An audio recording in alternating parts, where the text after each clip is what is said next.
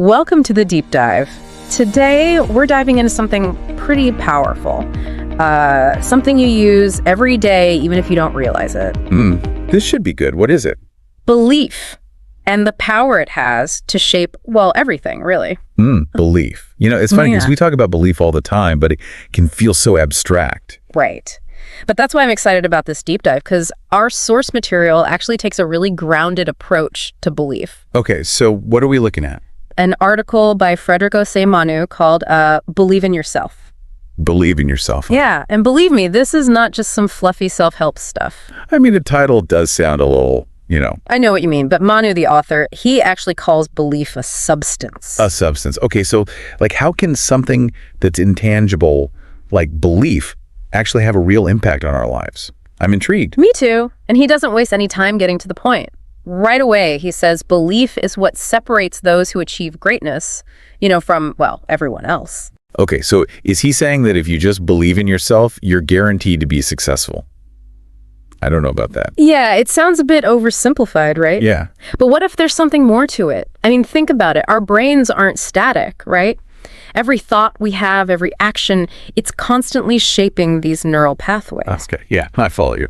So when we believe in something, even if it seems impossible, it's like those pathways start getting primed for action. Oh, I see what you're saying. We begin to notice opportunities that we might have missed before, and we're more likely to take risks, the kind of risks that are necessary to reach our goals. So you're saying it's not just about thinking positive thoughts, it's that our beliefs actually change the way our brains work, the way they're wired. Exactly. It's a physical process. Wow. That's pretty mind-blowing. And that brings us to a really important distinction, the difference between really believing in something and just hoping for it. Right, like wishing on a star. Exactly. And Manu is very clear that belief, true belief, it goes way beyond wishful thinking. So what is it then? It's about cultivating a deep conviction that you can achieve something even when everyone around you is telling you you can't. It's like defying the odds, believing in yourself even when no one else does. Exactly. It reminds me of the concept of self-efficacy. Oh yeah, self-efficacy. The belief in your ability to do what it takes to achieve a goal. Right. It's not just about the outcome, it's the belief that you have the skills, the strength, and the capabilities to make it happen. And that kind of self-belief, it can be so powerful. Yeah. Especially when life throws you a curveball. Oh, absolutely. And Manu talks about that too.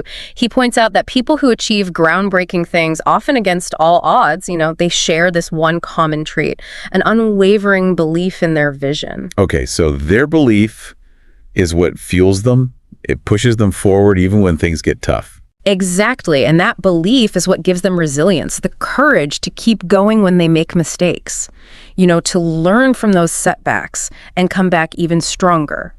So it's about having that inner strength, that inner drive that keeps you going. Yeah, I'm starting to see how this goes way beyond just think positive thoughts. It's more about building a foundation, an internal foundation that supports you and helps you reach your goals. And that foundation can be built in a lot of ways. I mean, Manu focuses on cultivating that self-belief, but I think there's a whole other dimension to this too. Okay, what do you mean? Well, think about the role of belief systems in general, whether it's spiritual, philosophical, or even just your personal values. Right.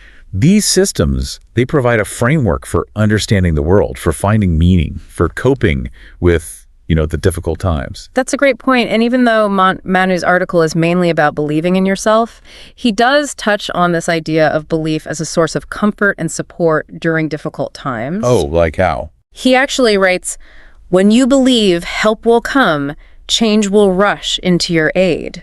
It's like belief becomes a guiding light when you're lost in the dark. Right. Whether that strength comes from, a spiritual practice, a personal mantra, or just a deep down feeling that things will get better. Yeah. That belief, it helps us tap into this resilience we didn't even know we had. It sounds like we're talking about more than just believing in ourselves, but also believing in something bigger than ourselves, something that gives us hope and strength when we need it most. And, it's fascinating to see how this idea of belief shows up in stories and myths across cultures. Like how? Well, think about the hero who slays the dragon, the underdog who beats the odds, the ordinary person who does something extraordinary. I see what you mean. These stories, they resonate with us because they tap into this deep desire to believe that we can overcome challenges, that we can achieve something greater than ourselves. It makes you wonder, right? Are those stories just a reflection of our need for belief, or are they shaping it too? That's a great question. Maybe it's a bit of both. Yeah. But one thing's for sure, stories have the power to inspire us, to show us what's possible, and to remind us that belief can shape our reality.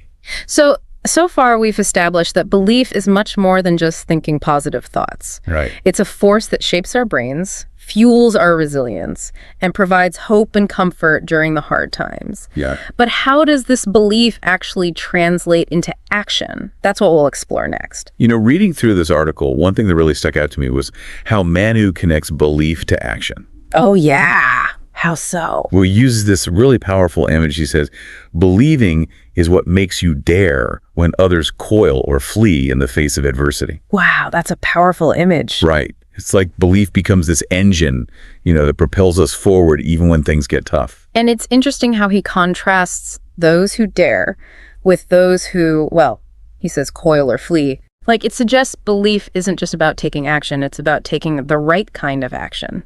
The kind that's in line with our goals and values, even if it's scary. Exactly. And that's where I think courage comes into play. Courage. Yeah. Think about those times in your life when you had to make a tough decision, a decision that involved, some risk. Yeah. What was it that gave you the strength to take that leap? I think a lot of times it's our belief in ourselves.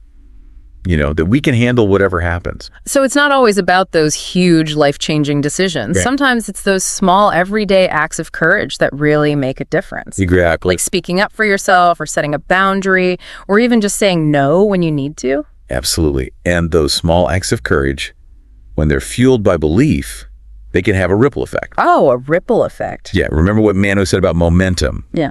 He argues that it's belief that fuels those small, consistent actions that, build on each other over time.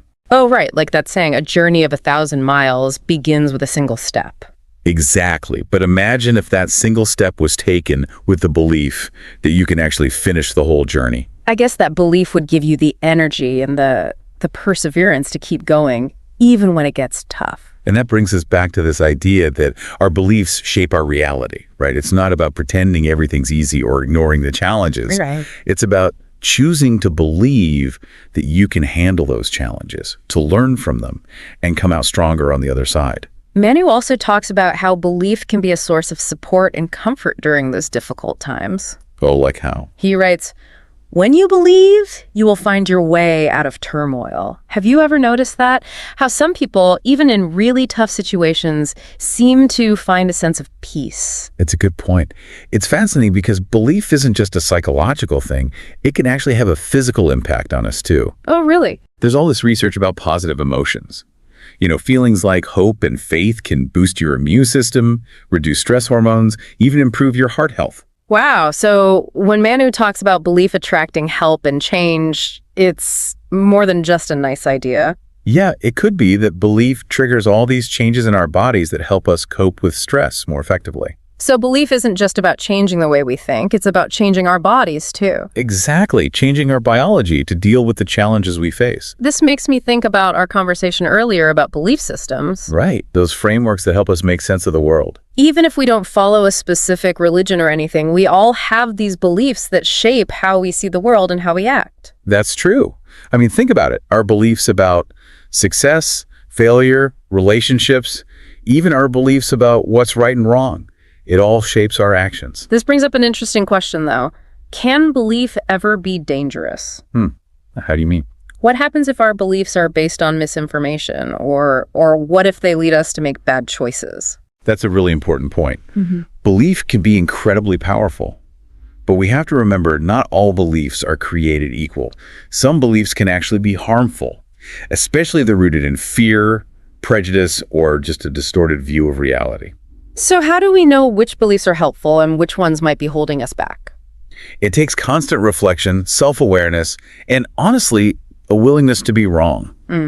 We need to be open to examining our beliefs, questioning where they came from, and considering different points of view. And sometimes that means changing our minds, letting go of old beliefs that don't serve us anymore. Exactly. It's like we're constantly adjusting our internal compass to make sure it's guiding us in the right direction. So far, we've talked about how belief shapes our brains, our resilience, and our actions. But there's one more piece of this puzzle that I'm really curious about. What's that? How belief influences the way we see the world and the opportunities we notice. Okay, yeah. That's what we'll explore next. Okay, so we've covered how belief can shape our brains, like physically, and how it impacts our actions, even our biology. Right. But there's this whole other layer I find fascinating. Yeah. How belief shapes our perception of the world. Like how we actually see things. Oh, okay, yeah. Manu has this line, "Believe you are there and you will get there." What do you think he means by that? It's like those self-fulfilling prophecies. Yeah. When we believe something is true, even if it's not, like our reality yet, we start acting in ways that, support that belief. Right. And those actions, even the little ones, they build up this momentum. Oh, like we were talking about before. Exactly. And it can actually lead us to where we want to go. It's like setting a destination in our minds. Yeah.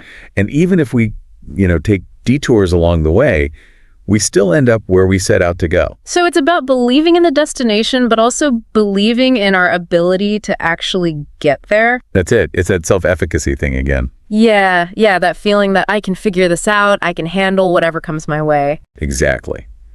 And that's powerful stuff, especially when we're feeling unsure or, doubting ourselves. Because when you believe you can overcome obstacles, you're not seeing roadblocks, you're seeing possibilities. Right. You're more likely to take chances, to get out of your comfort zone, to keep going, even when it gets tough. So it's like belief is this filter, highlighting the good stuff and downplaying the not so good stuff. Yeah. And, this isn't just about achieving things in the outside world.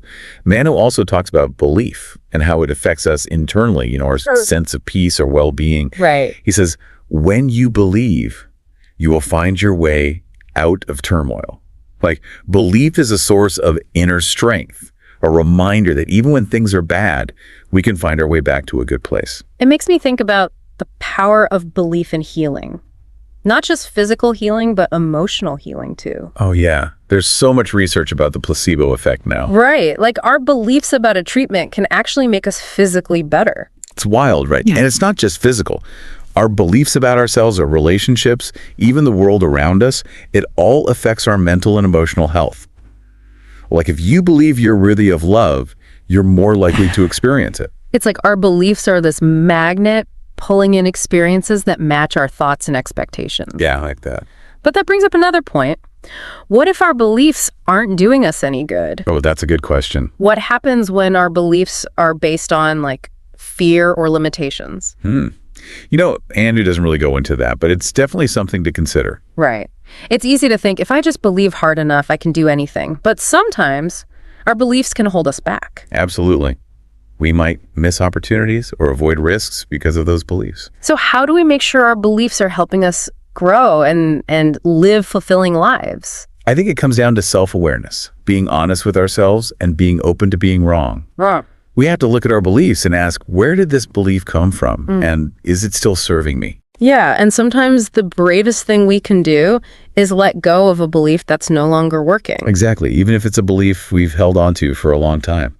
That can be tough, though, especially if those beliefs were passed down from our family or our culture, things like that. It's definitely not easy. It takes courage and humility and a willingness to step outside of what feels comfortable.